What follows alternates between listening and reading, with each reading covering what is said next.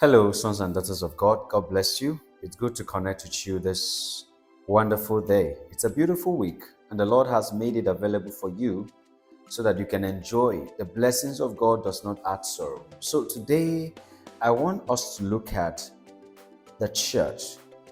The Bible church.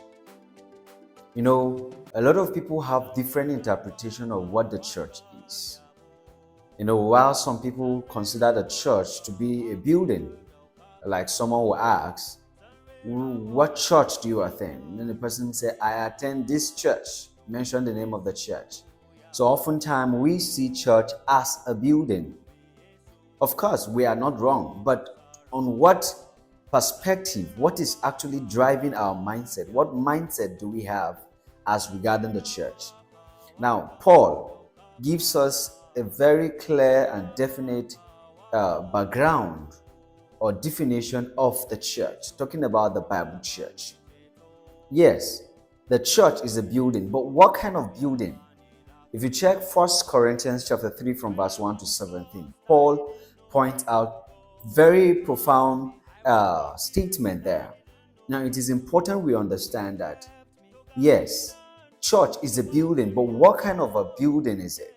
Does Jesus build or does God build? Now let's take it this way. Gradually, follow me. Now, the church being a building is not the bricks kind of a building, but the church being a building is a flesh and blood kind of a building. So therefore, we are a temple of God. And so when you talk about the church, you are talking about believers being the church. These are people that God has birthed. These are people that God has given birth to. These are people that God has allowed to be in existence.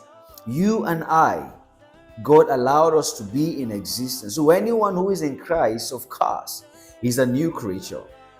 Is a new creature. Yes, God created everyone. God made everyone. God made everything. But as concerning man, flesh and blood, we belong to him. So we are the church.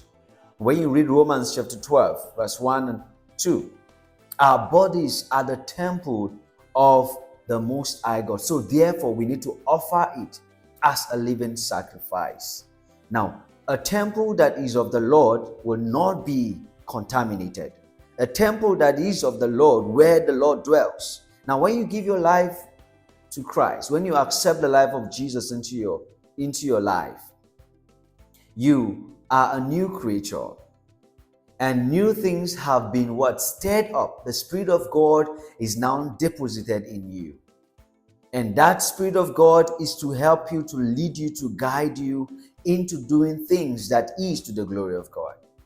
So I bring to our notice, in summary, that the church is you and I, flesh and blood.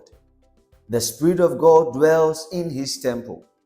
So you are the temple of God. I am the temple of God, and the Spirit of God dwells in there. God dwells in there. So we need to live in accordance to the directives and the prescriptions of God. Yes, we are not mistakes, and God has made us so that we can represent him. As temple of God, anywhere we find ourselves, we represent Christ very well. So I call you all out there. You are a temple of God. Are you a child of God?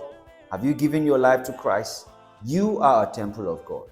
Much is expected of you. Live the life of your calling, and the Lord will bless you. Thank you for listening, and do have yourself a great time. I remain Pastor Tim-Shii. Bye.